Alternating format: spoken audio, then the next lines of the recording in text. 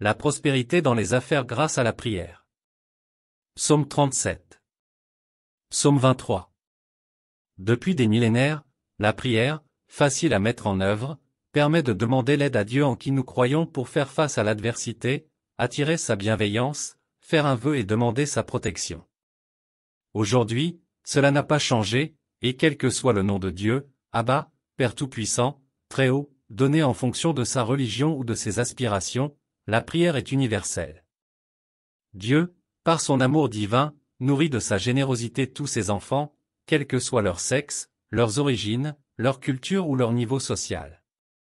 Prier le divin Créateur avec sincérité permet de favoriser tous les plans de la vie, pour l'amour, l'affectif, le professionnel, pour l'argent, le matériel et le financier, le plan intellectuel ou spirituel. Ainsi, adresser une prière à Dieu permet de recevoir le pouvoir de transformer sa vie. Vous pouvez pratiquer la prière pour alléger les souffrances, retrouver le bien-être, accéder au bonheur ou à l'amour, demander la protection pour soi-même, pour sa famille, pour ses proches et moins proches, favoriser l'augmentation des biens matériels, la réussite en affaires ou la réussite des projets, se rapprocher de Dieu par les actions de grâce, renforcer la confiance en soi, favoriser son éveil personnel et spirituel. Mais quelle que soit la situation, votre demande doit toujours être légitime et bienveillante. Comment prier? Avec le cœur.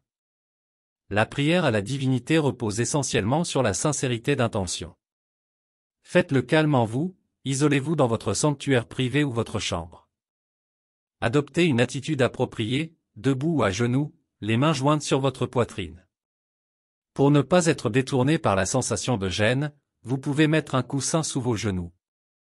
Voici un début de prière pour faire un vœu que vous pouvez utiliser pour formuler votre demande. Dieu éternel, Père tout-puissant et miséricordieux, dispensateur de tous les biens de ce monde, je te supplie très humblement de rendre prospères toutes mes entreprises au nom de Jésus-Christ de Nazareth.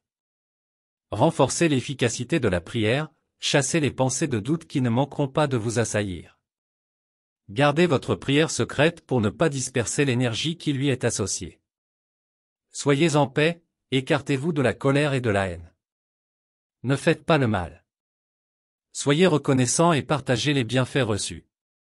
La règle la plus importante à connaître étant que, la foi est la substance des choses espérées, Saint Paul. Prière générale pour une journée à Dieu, cette prière à faire le matin vous permettra d'être accompagné et protégé toute la journée par l'Esprit divin. Ô Dieu, Esprit divin. Esprit de force, de sagesse et de lumière, je t'appelle et t'invoque. Viens à mon aide, conduis-moi pendant toute cette journée dans la voie du salut. Anime-moi de ce divin amour dont tu es embrasé, envoie-moi continuellement ton intellect, donne-moi les armes dont j'ai besoin pour vaincre mes ennemis spirituels. Guide mes pas dans la vérité, je m'abandonne avec la plus grande confiance à ta direction. Ô Verbe divin, qui a daigné envoyer tes anges pour nous garder et nous conduire, accorde-moi de profiter de leurs puissantes opérations et d'être préservé de toute chute durant ce jour. Fais-moi parvenir à la connaissance intime de cet esprit auquel tu m'as particulièrement confié et accorde-moi toute source de félicité. Amen. Le secret de la prospérité qui est synonyme d'abondance, de richesse, de croissance ou de bien-être, fait partie du projet de l'Éternel Dieu pour la vie de celui qui croit en lui et met en pratique sa parole. C'est pour cela que Jésus le bon berger est venu, afin que les brebis aient la vie et qu'elles soient dans l'abondance, révèle Jean 10 verset 10 comment devenir prospère et le rester pour toujours. Il est écrit dans Proverbe 10 verset 22, c'est la bénédiction de l'Éternel qui enrichit, et il ne la fait suivre d'aucun chagrin. On peut en déduire que la prospérité durable émane de notre Père Céleste qui pourvoit à tous les besoins de celui qui se confie en lui. À l'instar des enfants d'Israël qui ne manquèrent de rien, dont les vêtements ne s'usèrent point et leurs pieds ne s'enflèrent point durant les 40 années de marche dans le désert, atteste Néhémie 9 verset 21.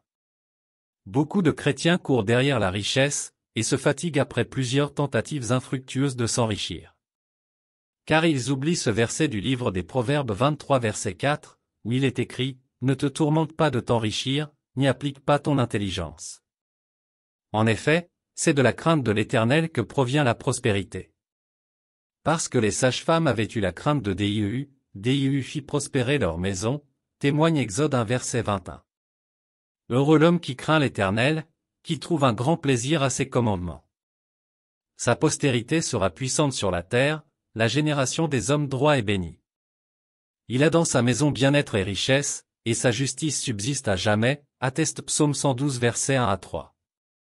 Lorsque le Dieu Tout-Puissant est favorable à un homme, il le bénit ainsi que toute sa maison, comme ce fut le cas d'Obed-Édom, raconte 2 Samuel 6 verset 11. Ainsi, la pratique de la justice procure une bénédiction durable, souligne David en écrivant dans Psaume 37, 25 à 26, « J'ai été jeune, j'ai vieilli, et je n'ai point vu le juste abandonné, ni sa postérité mendiant son pain, toujours il est compatissant, et il prête, et sa postérité est bénie. » Quand l'état de l'âme prospère, tous les domaines de la vie prospèrent également.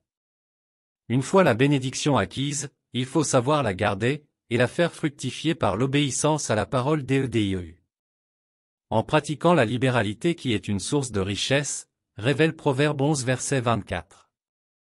C'est pourquoi, il est recommandé de donner les dîmes, afin que l'Éternel des armées répande sa bénédiction en abondance, et qu'il menace celui qui dévore, selon Malachie 3 versets 10 à 12.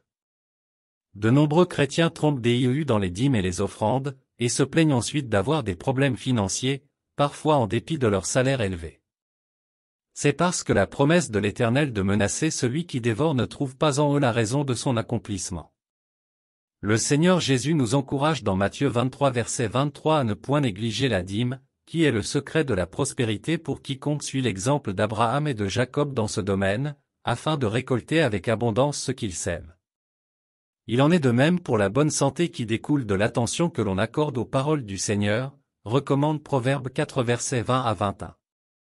Car ce qu'on voit n'a pas été fait de choses visibles, déclare Hébreux 11 verset 3. Mais tout a été créé par le seul Dieu qui peut faire infiniment au-delà de ce que nous demandons ou nous pensons, confirme Éphésiens 3 verset 20. Ta prospérité dépend de ta conduite devant le Seigneur, fais sa sainte volonté et tu seras prospère, toi et ta maison. Comprendre la prospérité à travers la parole, Dieu nous montre clairement que sa volonté pour ses enfants et son peuple, c'est son alliance avec eux pour plus de prospérité. Il a promis des richesses à Abraham, et la promesse à Abraham est aussi la nôtre aujourd'hui, selon Genèse 17 verset 6, et Galates 3 verset 13 à 14. Christ nous a rachetés de la malédiction de la loi, étant devenu malédiction pour nous, car il est écrit, maudit est quiconque est pendu au bois. Afin que la bénédiction d'Abraham ait pour les païens son accomplissement en Jésus-Christ, et que nous recevions par la foi l'Esprit qui avait été promis. La volonté de Dieu c'est la prospérité pour nous de l'esprit, de l'âme et du corps. Nous voulons partager avec vous ce qu'est la vraie prospérité selon les Saintes Écritures, et vous montrer comment l'appliquer dans votre vie.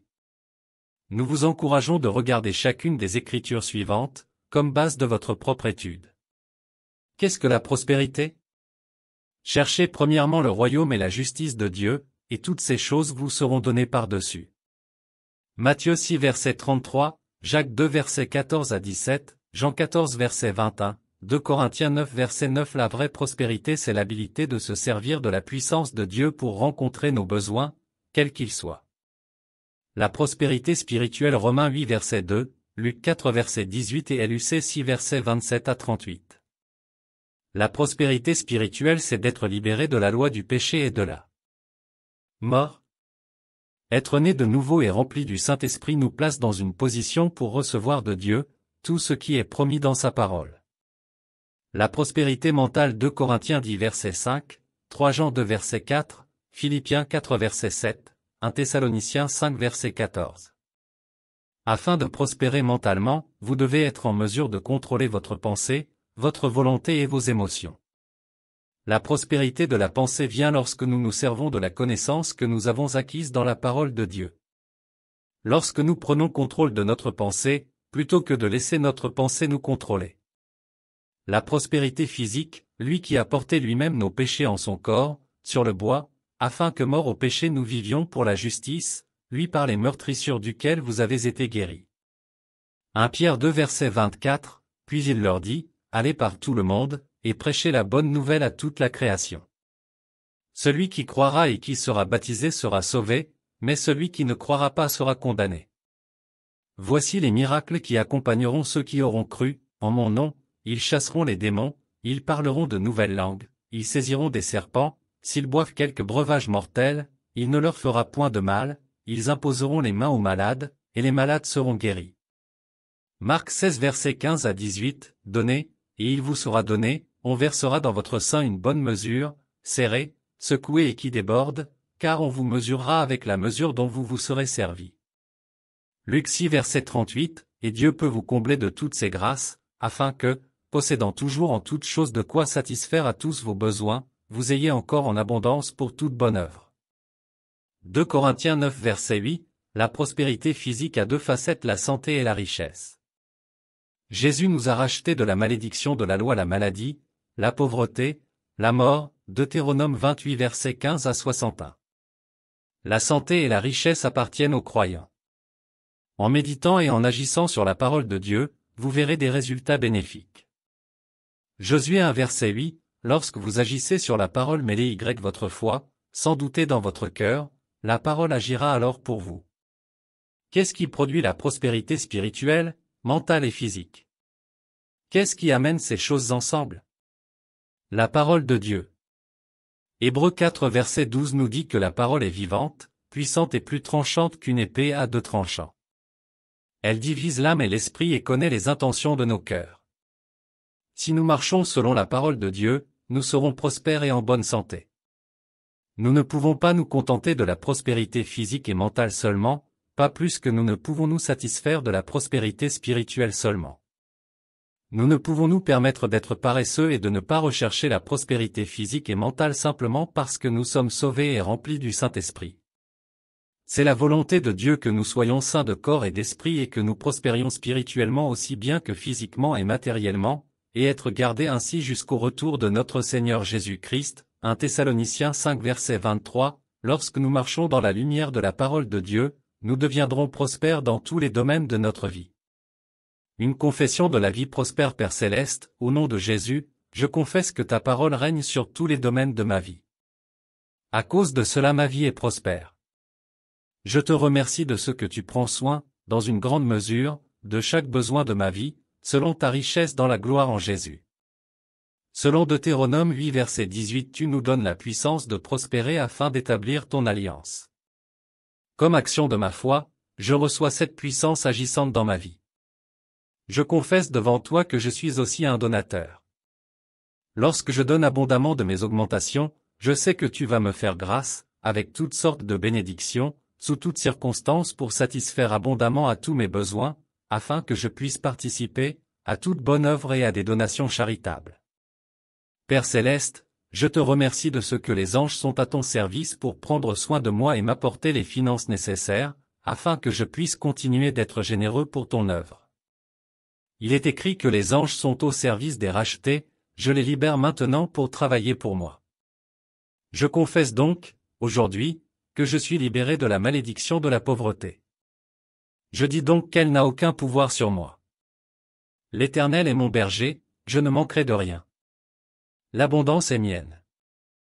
Le succès est mien. Les bénédictions de Dieu sont pour moi. Je le confesse et remercie Dieu pour cela, au nom de Jésus. Référence, Philippiens 4 verset 19, 2 Corinthiens 9 verset 8, Hébreux 1 verset 14, Psaume 23 verset 1. Si tu as aimé la prière, n'oublie pas de liker et surtout abonne-toi pour recevoir gratuitement et automatiquement les prières. Sois béni. Amen.